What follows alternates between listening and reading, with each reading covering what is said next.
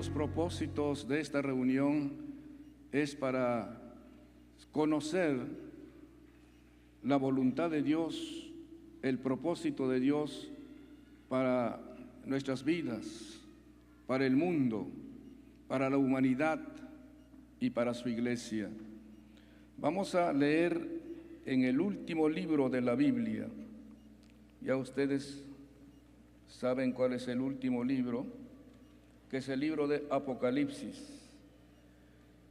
Quisiera que todos estemos atentos, que nadie se distraiga, que nadie se duerma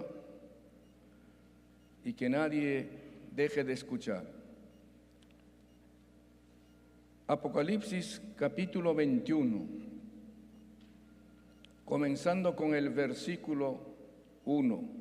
Vi un cielo nuevo y una tierra nueva, porque el primer cielo y la primera tierra pasaron, y el mar ya no existía más. Y yo, Juan, vi la santa ciudad, la nueva Jerusalén, descender del cielo de Dios, dispuesta como una esposa ataviada para su marido. Y oí una gran voz del cielo que decía: He aquí el tabernáculo de Dios con los hombres, y Él morará con ellos, y ellos serán su pueblo, y Dios mismo estará con ellos. Enjugará Dios toda lágrima de los ojos de ellos, y ya no habrá muerte, ni habrá más llanto, ni clamor, ni dolor, porque las primeras cosas pasaron.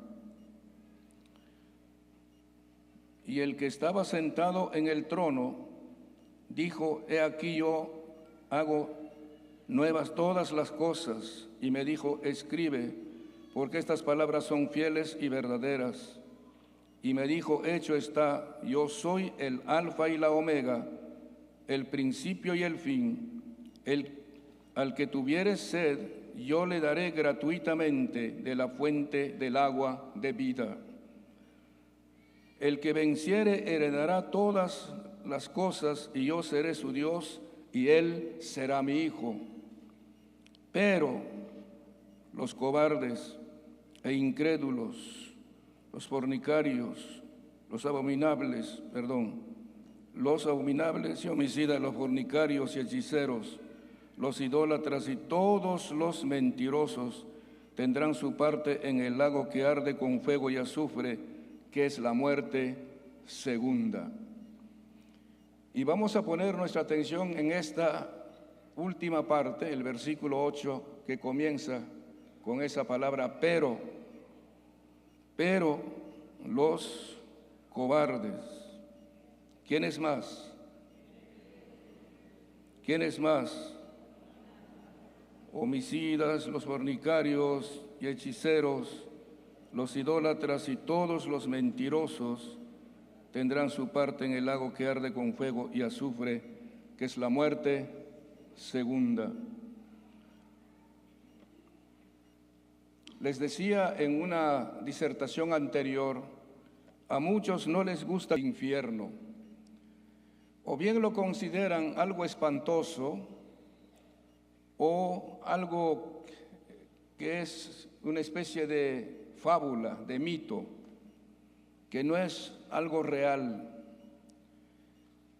Sin embargo, Dios, el Señor Jesús, nunca habló fábulas, porque resultaría ser mentiroso. Nunca inventó mitos. Jesucristo habló siempre de verdades reales. Entonces es necesario que hablemos acerca del infierno, primero para que conozcamos lo que dice Dios acerca del destino eterno de las personas. En segundo lugar, para que valoremos nuestra salvación. Cuando no entendemos lo que es el infierno, no valoramos nuestra salvación. Pensamos que es cosa tan sencilla o tan superficial o a veces hasta opcional. No nos interesa nuestra salvación, no le damos la debida importancia. En tercer lugar, con el propósito de que nos preparemos correctamente, sabiendo lo que nos espera. Por eso hoy quiero hablarles acerca de este tema: ¿quiénes van al infierno? ¿Están escuchando? Ahora, mientras usted escucha la palabra de Dios, tiene que ubicarse bien. A estas alturas parece superflua la pregunta: ¿quiénes irán al infierno? En Apocalipsis 20:15 dice que con toda claridad que el que no se halló inscrito en el libro de la vida fue lanzado al lago de fuego. Y en el libro de la vida solo están los que tienen su nombre escrito en el libro de la vida. Nadie más. Entonces, hay gente que ha tenido la oportunidad de oír una y otra vez el mensaje de Dios, pero no ha prestado atención o no le ha dado importancia. Y muere sin Cristo, sin salvación, sin el perdón de sus pecados. Entonces, esa persona, ¿a dónde va? Eso es lo que nos va a decir la palabra. No nos va a decir un científico, no nos va a decir un filósofo, un antropólogo. El Señor es el que nos va a decir a dónde van las personas después de la muerte física. En todo este relato tan importante de los cielos nuevos, de la tierra nueva, donde ya no hay aflicción, donde no hay lamentos ni lloros, el apóstol Juan, el autor de Apocalipsis, interrumpe su descripción para hablarnos como una advertencia de quienes sí van a estar excluidos, destinados al lago de fuego. Ese quiere decir que el Señor tiene mucho interés en que nosotros no vayamos a ese lugar, sino que Él nos tiene preparado un lugar maravilloso, que la palabra del Señor lo llama el paraíso o el cielo o el lugar de las moradas eternas con Cristo Jesús. Entonces, esa palabra pero significa, aunque haya cielos nuevos, aunque haya tierra nueva, una ciudad nueva como la Nueva Jerusalén, aunque ya no haya llantos, ni clamor, ni dolor, pero estas personas no podrán entrar en ese lugar. Comencemos. ¿Quiénes son los que no podrán entrar entonces al cielo, si no van a ser destinados al lago de fuego? El destino final de toda persona que muere en el pecado no es el infierno, sino el lago de fuego. El infierno es un lugar intermedio entre la muerte y el juicio en el trono blanco, según la palabra de Dios. Y entonces ahí al trono blanco no se van a presentar los salvos, sino los incrédulos, los que murieron sin Cristo, y van a resucitar solo para constatar que sus nombres no están escritos en el libro de la vida, y luego escuchar su sentencia final de ser destinados al lago de fuego. Ese es un asunto calamitoso, triste, desesperante, o así va a ser. Pero antes que llegue ese tiempo, hoy el Señor Jesús quiere advertirnos, quiere hablarnos amablemente para que no vayamos a ese lugar. ¿Quiénes son los que no podrán entrar a esa nueva ciudad o al cielo? Primeramente, habla de los cobardes, pero los cobardes, ahí aparecen los cobardes. Esta palabra cobardía tiene tres significados. ¿Quiénes son los cobardes? Primero, los que se avergüenzan de confesar a Jesucristo públicamente. Eso lo dijo el Señor Jesús en Mateo 10, 32 y 33. A cualquiera, pues, que me confiese delante de mi Padre y de sus ángeles, yo también le confesaré delante de mi Padre y de sus ángeles. Mas a cualquiera que me niegue delante de los hombres, yo también lo negaré delante de mi Padre y de sus ángeles. Entonces, los cobardes son los que se avergüenzan de hablar de Cristo públicamente, o los que se avergüenzan de identificarse como evangélicos, como cristianos ante los demás, sea la familia, sea los amigos, compañeros de trabajo, de estudio. Se esconden, se avergüenzan de Cristo, ellos son los cobardes. En segundo lugar, o el segundo significado, son los que a causa de las persecuciones y tribulaciones, las pruebas, abandonan la batalla y se apartan de Cristo. No son perseverantes, no son esforzados, no son decididos, que a pesar de las críticas, que a pesar de las censuras, de los insultos, de las calumnias, por ser cristiano, por ser evangélico, entonces les parece extraño, les parece insoportable y prefieren apartarse de Cristo. En tercer lugar, los que por no luchar contra el pecado ceden la tentación, caen en tentación, caen en pecado y dan la espalda a Cristo. Esos son los cobardes. Traicionan a Cristo, traicionan su causa, fácilmente se dejan llevar por las tentaciones, por los consejos de los amigos inconversos, de gente que practica el pecado y cae en tentación y se aparta de Cristo. Aquí hay una definición, escuchen. Cobarde es aquella persona que carece de valor para luchar y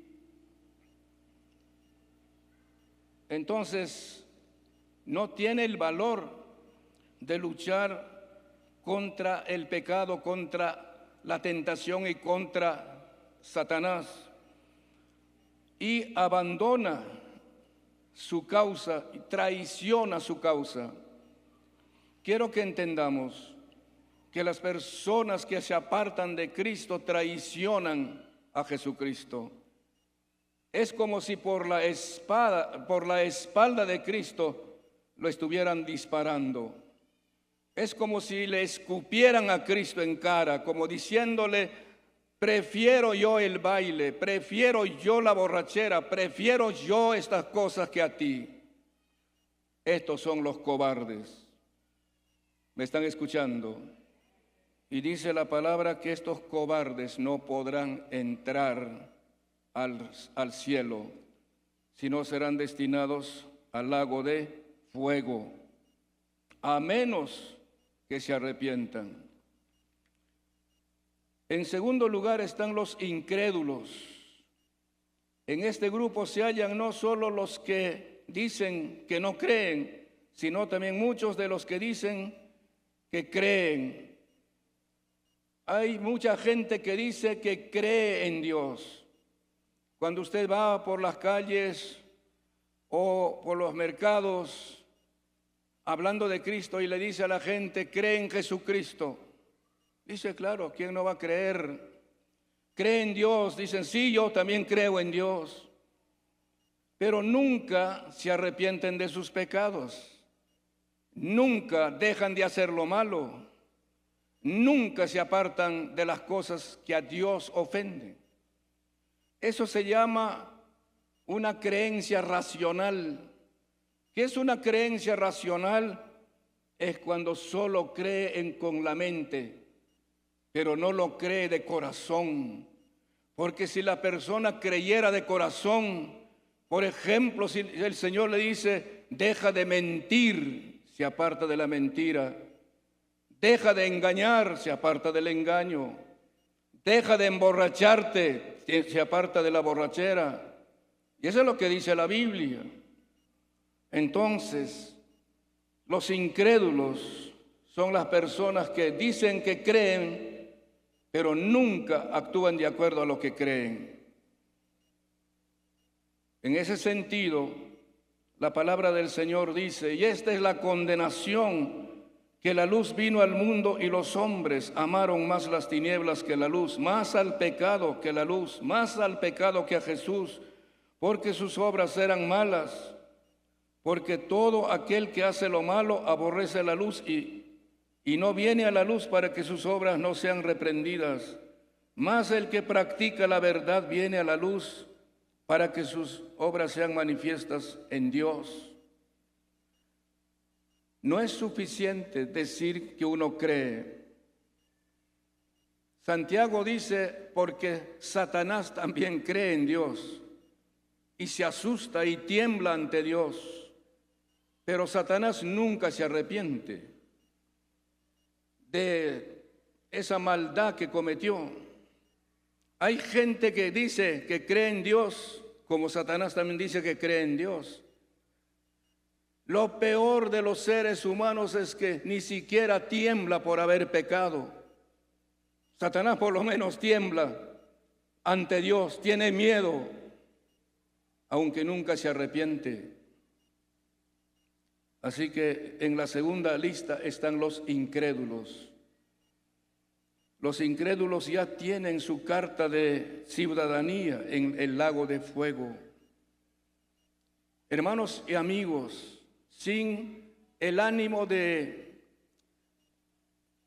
exagerar, mucha gente que habrá estado sentado en muchas iglesias evangélicas aparecerán en ese grupo de que sus nombres no están en el libro de la vida.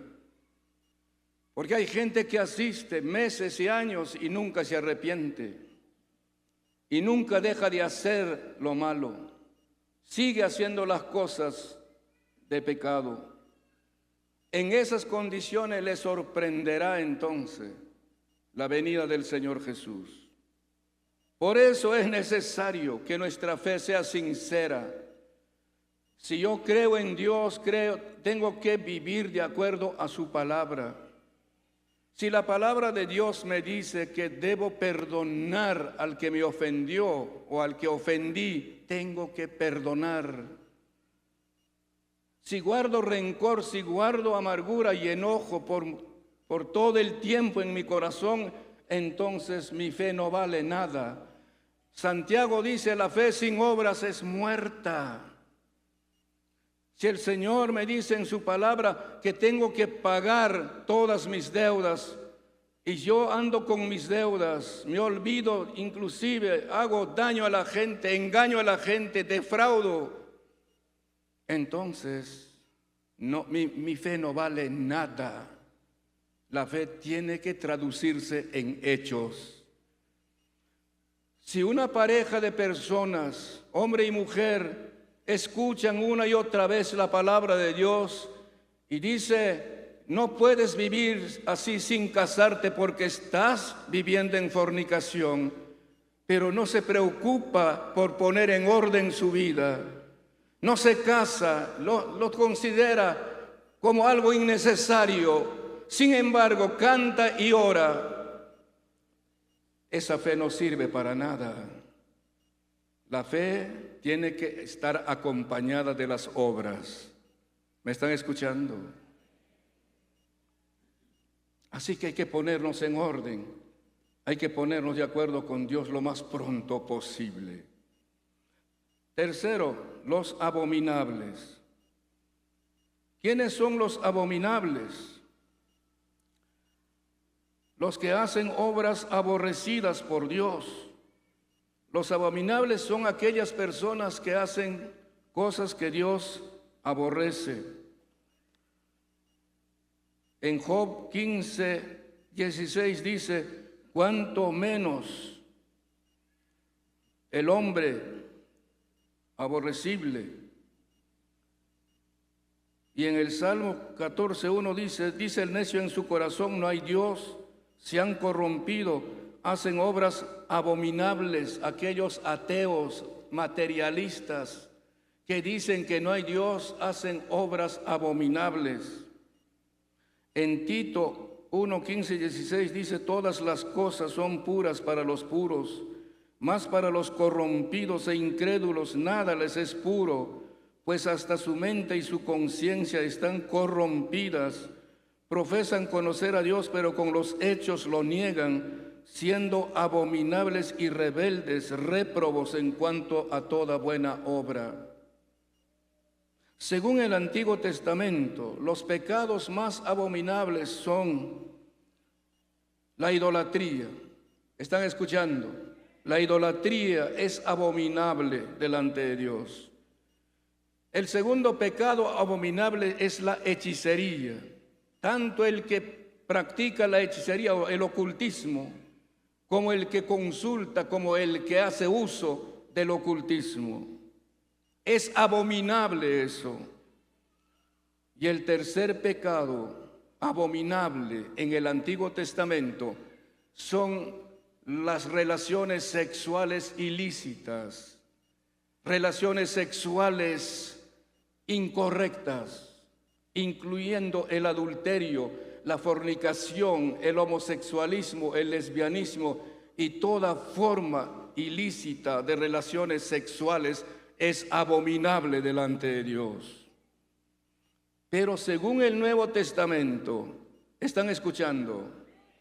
Según el Nuevo Testamento, todo pecado es abominable. Digan conmigo, todo pecado es abominable. ¿Por qué es abominable? Porque el pecado corrompe, pudre, daña la mente y el corazón de las personas. El pecado es sucio, el pecado es asqueroso y por eso es abominable. Es como cuando usted pasa por el lado de un perro muerto por días que se está descomponiendo y emite un olor nauseabundo. Y usted se tapa la nariz porque no quiere percibir ese olor. El pecado es sucio, es asqueroso ante Dios. Toda clase de pecado. Entonces el Señor aborrece el pecado. Y por eso es que el Señor Jesús vino a salvarnos, a sacarnos del pecado, de esa suciedad. ¿Me están escuchando? Permítanme decirles, no me estoy refiriendo a usted directamente, amigo o amiga. Toda persona que practica el pecado tiene la mente sucia, tiene el corazón sucio, tiene la conciencia sucia, tiene el lenguaje sucio, todas sus obras son sucias. Esos son abominables y ellos no tendrán parte en el cielo, sino en el lago de fuego y azufre. Después están los hipócritas. Los abominables, o entre los abominables, están los hipócritas. Los que hacen obras aborrecidas por Dios, después los hipócritas. Hay mucha gente que aparenta ser piadosa, ser religiosa, pero la realidad de su vida, de su conducta, de su comportamiento es contrario a lo que dice ser. Hay mucha gente que lee la Biblia, que ora, que canta, pero hay muchas cosas que no abandona. Se viste de religioso. A los fariseos y a los escribas, el Señor Jesucristo les trató muy duramente. Les dijo, escribas y fariseos hipócritas. Ustedes se visten con ropas religiosas, con atuendos, con esas ropas largas, pero por dentro están llenos de robo, llenos de mentira. No se trata tanto del vestido, se trata del estado del corazón.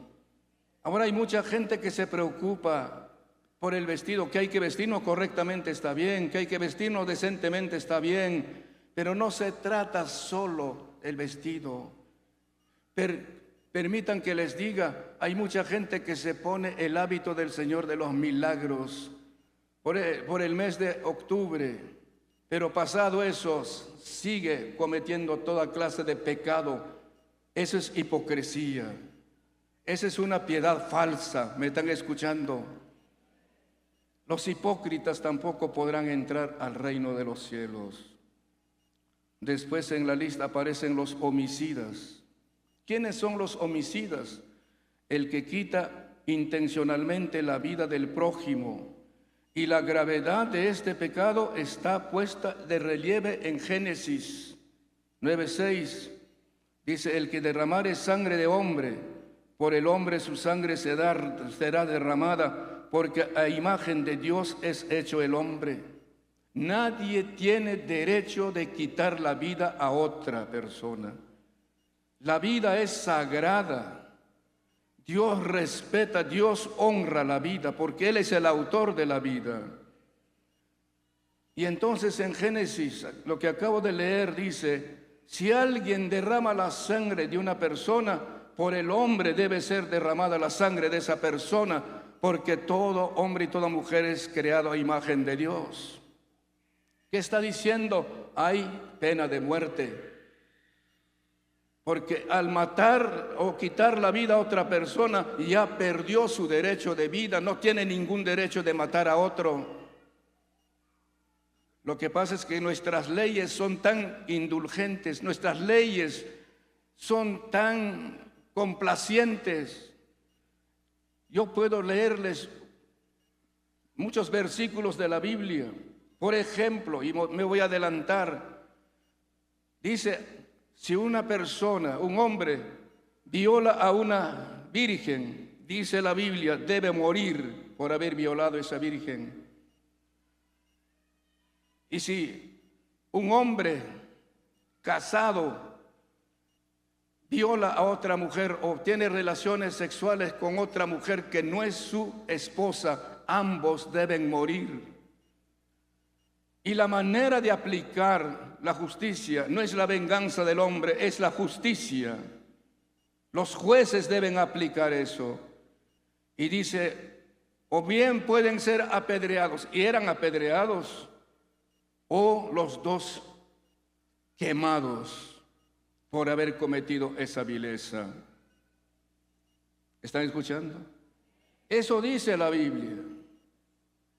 Nosotros toleramos tantas maldades y por eso es que la gente hace lo que quiere. Bien, los homicidas. También es homicida el que se quita la vida, el que se suicida. Homicida también es el que odia a su hermano. Escuchen, en el Antiguo Testamento decía el homicida es el que ha quitado la vida literalmente a alguien. Pero en el Nuevo Testamento Jesús dijo, solamente el que ya se enoja contra su hermano es un homicida. Dice en primera de Juan 3:15, todo aquel que aborrece a su hermano es homicida, y sabéis que ningún homicida tiene vida eterna permanente en él. O sea que si tú guardas rencor contra tu hermano, contra tu familia, y nunca digieres y nunca apartas el enojo, el aborrecimiento, el odio contra alguien, eres un homicida. En Mateo 5, 21 y 22, el Señor dijo, oísteis que fue dicho a los antiguos, no matarás, y cualquiera que matare será culpable de juicio. Pero yo os digo que cualquiera que se enoje contra su hermano será culpable de juicio, y cualquiera que diga necio a su hermano, o sea, insultar al hermano, será culpable ante el concilio, y cualquiera que le diga fatuo quedará expuesto al infierno de fuego. ¿Sí? Homicida. Si tú te pones a insultar a algún hermano, a comparar con algo ofensivo, eres un homicida, porque estás matando la comunión, las buenas relaciones. Por eso el Señor Jesús dice, la palabra del Señor dice, claro que el hombre es susceptible, a enojarse, es susceptible a molestarse. Nadie puede decir yo nunca me he molestado, nunca me he enojado desde que me he entregado a Cristo. Es susceptible a eso. Pero el Señor dice, no te acuestes con tu enojo, no cargues con tu enojo por mucho tiempo. Antes que el sol se ponga, digiere tu enojo, ponte de acuerdo con la persona con quien te has enojado. Porque al mantener el enojo le estás abriendo la puerta al diablo y él puede hacer lo que quiere contigo. Dice, no deis lugar al diablo. ¿Cómo se arregla el enojo? Es confesando las ofensas y perdonándonos unos a otros. Vamos a suponer que usted se haya enojado con su esposa o viceversa. Lo triste es cuando esos esposos mantienen su enojo por días, por semanas, duermen de espaldas, no se hablan, comen sin hablarse y cosas por el estilo. Eso es terrible.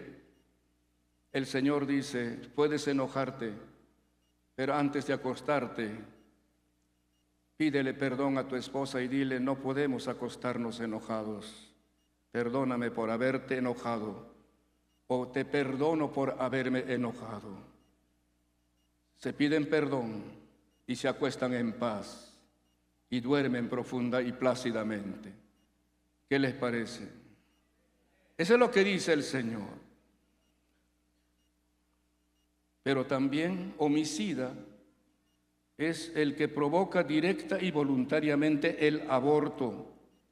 Pues todo ser en gestación tiene vida desde su concepción. El que practique el aborto voluntariamente, aborto provocado, es un homicida. Lamentablemente hay hombres que inducen a la mujer a abortar por ocultar su pecado, su culpabilidad. Y se prestan los profesionales por recibir dinero. Médicos se prestan para eso. Ahora hay inclusive abortivos en las farmacias, en las boticas. Y la gente echa mano de todas esas cosas para ocultar su pecado, su vergüenza. Ellos también son homicidas. ¿Están escuchando? Después, el siguiente grupo, los fornicarios.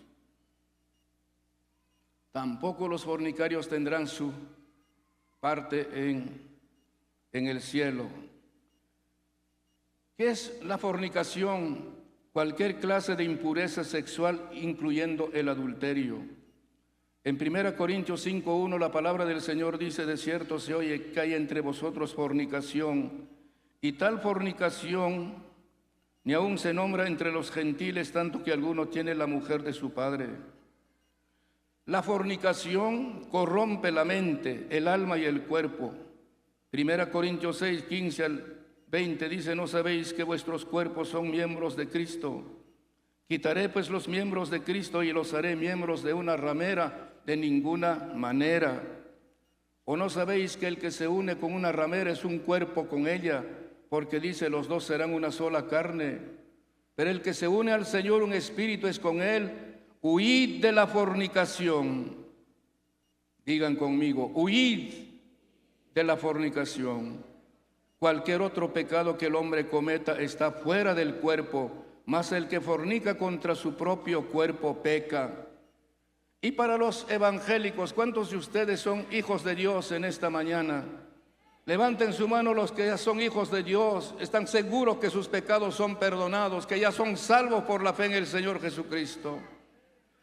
Y para nosotros entonces dice, ¿o ignoráis que vuestro cuerpo es templo del Espíritu Santo, el cual está en vosotros, el cual tenéis de Dios y que no sois vuestros? Porque habéis sido comprados por precio. Glorificad pues a Dios en vuestro cuerpo y en vuestro espíritu, los cuales son de Dios. Amén. Levante su mano y diga, mi cuerpo es el templo del Espíritu Santo.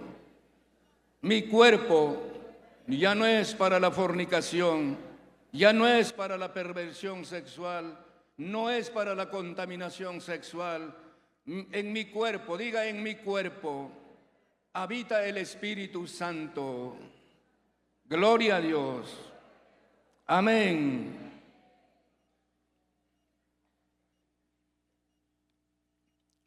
La fornicación tiene que ver con los que practican la corrupción sexual, como ya les mencioné anteriormente. Por eso dice la palabra: ¿no sabéis que los injustos no heredarán el reino de Dios? No erréis, ni los fornicarios, ni los idólatras, ni los adúlteros, ni los afeminados, ni los que se echan con varones, ni los ladrones, ni los avaros, ni los borrachos, ni los maldicientes, ni los estafadores heredarán el reino de Dios. Y si ellos no van a heredar el reino de Dios, entonces ¿a dónde van a ir? Al lago de fuego. De este asunto les hablaré en una siguiente disertación. De este versículo que les acabo de leer, les voy a hablar en una siguiente disertación, porque necesita una amplia explicación. Después aparecen los hechiceros. Los hechiceros tampoco entrarán al reino de los cielos. ¿Y quiénes son los hechiceros? Los hechiceros son los que practican el ocultismo. Tienen una relación con la magia, la adivinación, la brujería, el espiritismo, la astrología y toda forma de ocultismo. Dios aborrece, como ya les mencioné, y abomina el ocultismo, la hechicería. Por eso en Levíticos 19, 26 y 31 dice la palabra: a la hechicera no dejarás que viva, pena de muerte. No os volváis a los encantadores ni a los adivinos, ni los consultéis, contaminándoos con ellos, yo Jehová vuestro Dios. En Levítico 19, 26, 31, eso es lo que dice la palabra: a la hechicera no dejarás que viva. Y dice: no consultéis con ellos. Y luego en Levítico 26 y 27, a la persona que atendiere a encantadores o adivinos para prostituirse tras ellos, yo pondré mi rostro contra la tal persona y la cortaré de entre su pueblo. Y al hombre y a la mujer que evocare espíritus de muertos, ese es espiritismo, o se entregare a la adivinación, ha de morir, serán apedreados y sangre será sobre ellos. Eso dice la palabra de Dios. Eso está escrito aquí.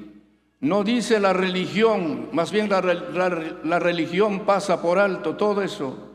No dice la iglesia, eso lo dice Dios mismo. ¿Están escuchando? Por falta de conocimiento, muchas personas dicen: ahí en la iglesia todo prohíben. No, señores, no se trata de la iglesia. Nosotros, si somos creyentes sinceros en el Señor, tenemos que basarnos en la palabra de Dios. Y esta es nuestra regla de fe y conducta. Este es lo que tiene que regir nuestro comportamiento, nuestra conducta. Entonces, en Deuteronomio 18, 9 al 14, habla mucho más claro acerca de este asunto del ocultismo. Solo tome nota para que usted lea en su casa. Deuteronomio 18, 9 al 14. Por razón del tiempo, voy a pasar por alto. En nuestros días la hechicería primitiva sigue vigente en muchas tribus de Asia, África, América. El espiritismo y el satanismo están obrando en nuestros días entre las personas más cultas y civilizadas. O sea que los que practican tanto la idolatría como la hechicería no son personas de escaso conocimiento o escaso nivel cultural, sino son personas intelectuales que practican y que consultan con hechiceros. Muchos presidentes de países tienen como sus asesores algunos espiritistas, algunos brujos, algunos astrólogos. Eso es lo que pasó con Fujimori cuando se bañó en las guaringas. ¿Y cómo termina Fujimori? Lamentablemente. Eso es lo que pasó con Alejandro Toledo, y eso es lo que ha pasado con tantos otros presidentes. Una de las razones de su caída es eso, por consultar y por practicar la hechicería, el ocultismo. Si usted ha caído en esas cosas, hoy el Señor le pide que se arrepienta, que abandone definitivamente. Después vienen los idólatras. Los idólatras, ¿quiénes son? Los que adoran imágenes de metal, madera, yeso, mármol y de otros materiales. Pero idolatría también es todo aquel que toma el primer lugar en tu corazón y no Dios. Dice en Éxodo capítulo 20 que amarás al Señor tu Dios con todo tu corazón. O sea que el primer lugar de nuestra vida, de nuestra mente y de nuestro corazón debe ocupar Dios. Amén. Pero la idolatría consiste en que en muchas personas otros ocupan el primer lugar. Por eso cuando se les predique el evangelio, algunos dicen: si tengo tiempo lo voy a hacer, como diciendo, Dios ocupa el primer lugar, el último lugar. Dinero, placeres, fiestas, paseos, borracheras y todo lo demás ocupa el primer lugar. Si después de eso, cuando yo ya esté viejo, cuando ya esté enfermo, quizás me entregue a Dios, después de todo. Esos son los idólatras. Cuando la palabra del Señor nos enseña que solamente a Dios el Todopoderoso debemos adorar y debemos entregarle nuestro corazón. Él debe ocupar el primer lugar en nuestro corazón. Y yo les felicito porque ustedes han entendido eso y han venido aquí. Porque si no hubieran salido de viaje, no sé, de paseo y por allí algunas diversiones. Y gracias a Dios que el Señor ocupa el primer lugar en muchos corazones. Y digan gloria a Dios por eso.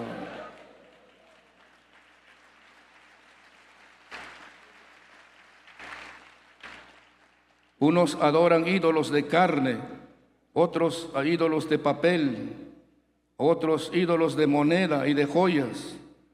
Son los que en vez de servir a Dios sirven al dinero, sirven a sus pasiones, sirven a sus deseos.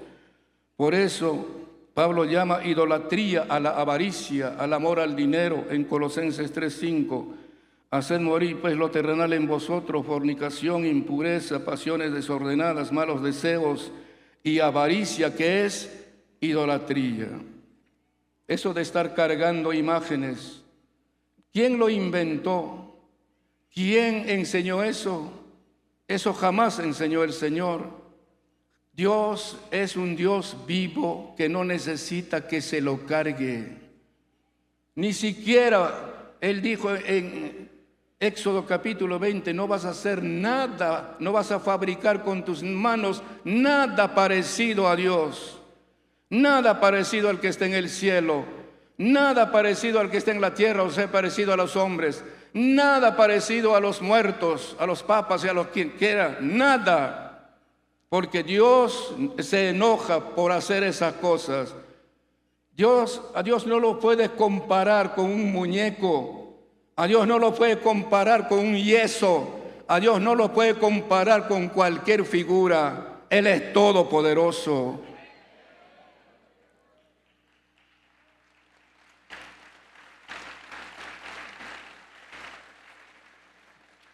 A ti no te gustaría que te comparen con una lagartija. No te gustaría que te comparen con una cucaracha. Menos a Dios, que se le compare con cualquier. ¿Quién lo hizo? ¿Quién ha hecho esas imágenes? Un escultor, un borracho, cualquiera. La religión nos ha engañado. Cuando el sacerdote le echa agua bendita y hace rezo, esa imagen es divina, hace milagros. Mentira. El diablo es el que usa la idolatría para engañar a la gente que hace milagros. El verdadero Dios que hace milagros está en los cielos. Él es todopoderoso. No necesita de esas cosas. Esta mañana, sin necesidad de imágenes, sin necesidad de crucifijos y nada por el estilo, el Señor te puede sacar del pecado.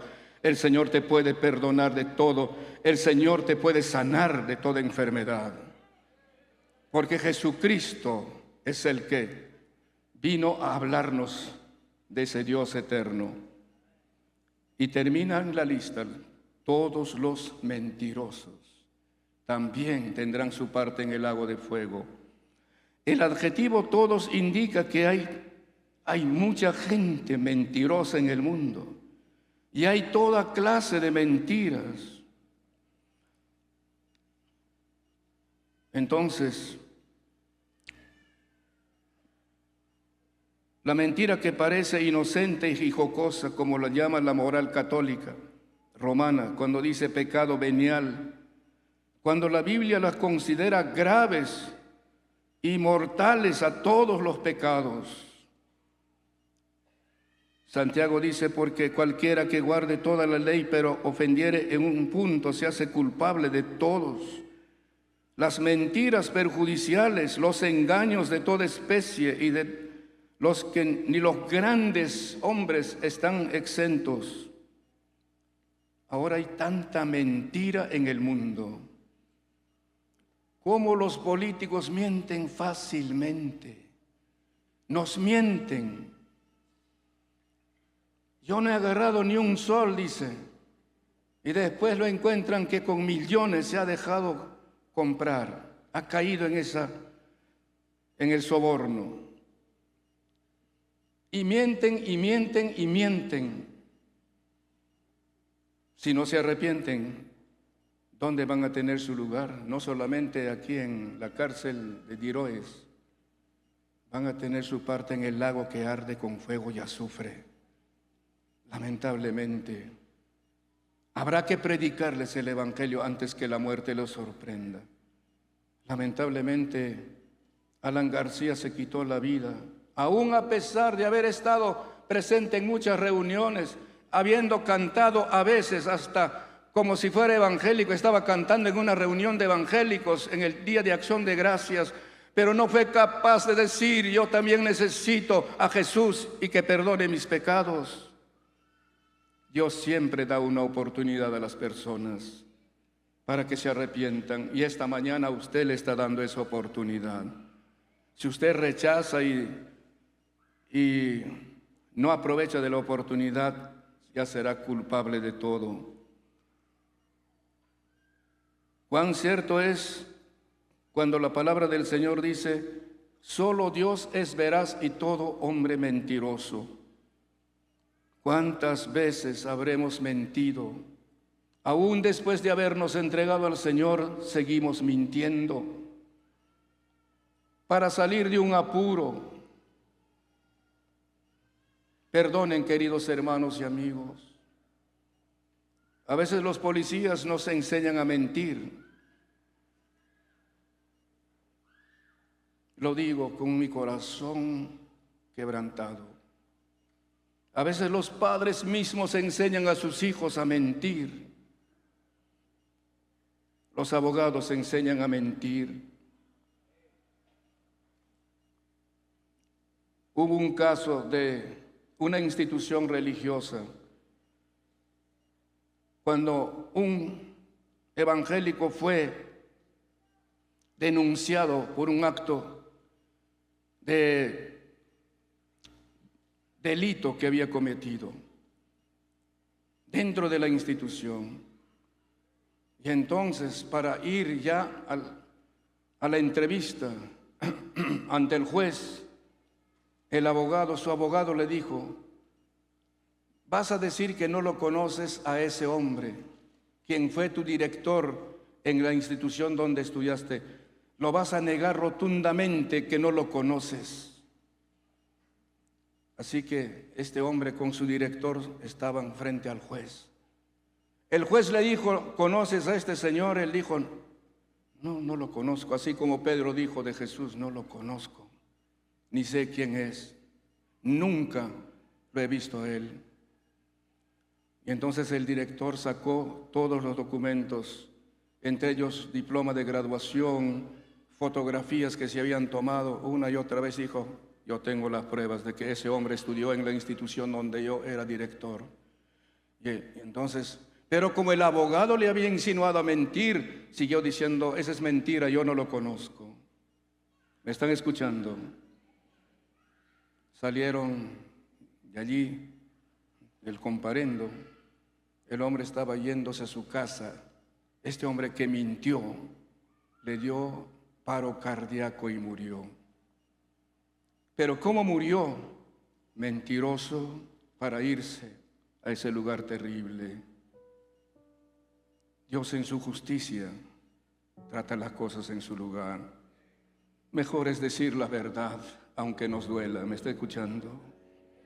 ¿Cuántos hombres mienten a su esposa cuando han tenido aventuras con otra mujer, lo que sea? ¿Y cuántas mujeres engañan a su esposo? ¿Cuántos hijos mienten a sus padres? Todos los mentirosos tendrán su parte en el lago que arde con fuego y azufre, y allí no habrá quien lo libre, quien lo salve. ¿Qué vamos a hacer, queridos hermanos, en esta mañana? ¿Quiénes quieren ir al cielo realmente y no ir al infierno? ¿Quiénes desean la vida eterna y no la condenación eterna? ¿Sabe qué dice la palabra del Señor? Aquellos que desean ir al cielo y no al infierno, apártense del mal y hagan el bien. Amén. Allá está el remedio. Si has caído, si has pecado, hay remedio, hay solución. Apártate del mal y haz el bien. Busquen lo bueno y no lo malo. Eso dice la palabra del Señor en Amós 5, 6 y 14. Buscad a Jehová y vivid. Busquen lo bueno y no lo malo. Ya hemos buscado por años lo malo. Ahora ha llegado el momento de buscar lo bueno. Arrepentirse de todo corazón. Digan, arrepentirse de todo corazón. Confesarle al Señor que usted pecó. Sin arrepentimiento no hay perdón. ¿Están escuchando? Sin confesión sincera no hay perdón. Sin arrepentimiento no hay salvación. Sin arrepentimiento el camino al cielo está cerrado. Pero cuando la persona se arrepiente y pide perdón de sus pecados, el camino al cielo se abre. Jesucristo es ese camino. Si hemos caído en estos pecados, hay remedio mientras estemos vivos. Y usted, si quiere ir al cielo y no al lago de fuego, debe asegurarse que su nombre esté escrito en el libro de la vida, como perteneciente a Dios y heredero de la vida eterna. En Deuteronomio 12:1 dice, en aquel tiempo se levantará Miguel, el gran príncipe que está de parte, Daniel 12:1. En aquel tiempo se levantará Miguel, el gran príncipe que está de parte de los hijos de tu pueblo, y será tiempo de angustia, cual nunca fue desde que hubo gente hasta entonces. Pero en aquel tiempo será librado tu pueblo, todos los que se hallen escritos en el libro. En Filipenses 4:3 dice, asimismo te ruego también a ti, compañero fiel, que ayudes a estas que combatieron juntamente conmigo en el Evangelio, con Clemente también y los demás colaboradores míos, cuyos nombres están en el libro de la vida. Y la muerte y el Hades fueron lanzados al lago de fuego, y también los que no tuvieron su nombre escritos en el libro de la vida. Dice Apocalipsis 21, 27. No entrarán en ella ninguna cosa inmunda o que hace abominación y mentira, sino solamente los que están escritos en el libro de la vida. ¿Cuándo nuestro nombre queda escrito en el libro de la vida? En el momento que nos disponemos y tomamos la decisión de pedirle perdón a Dios con todo el corazón, de arrepentirnos de todo pecado. Si en esta mañana usted toma esa decisión, se postra delante de Dios, reconoce que le ha ofendido, que le ha faltado respeto y honra, le pide perdón de corazón, y a veces hay que llorar por nuestros pecados, los brazos del Señor se abren para recibirlo. El Señor le perdona todo pecado. En esos momentos el Señor lo limpia de toda maldad con la sangre de Jesucristo. Y usted pasa de muerte a vida. Usted pasa de la condenación a la vida eterna. Y su nombre queda registrado en el libro de la vida. Dios en su justicia va a juzgar a todos de acuerdo al nombre que esté en el libro de la vida. Y el que no se halló inscrito en el libro de la vida fue lanzado al lago de fuego. Qué terrible, qué desgracia. Por eso, entre tanto que estemos vivos, el Señor nos pide volvernos a Él con un sincero arrepentimiento, pero también buscar lo bueno y no lo malo, apartarnos del mal y hacer el bien. El mal es obra del diablo, el bien es obra de Dios. Aleluya, amén. ¿Cuántos de ustedes en esta mañana quisieran acercarse al Señor? Nadie puede decir hoy, yo no necesito.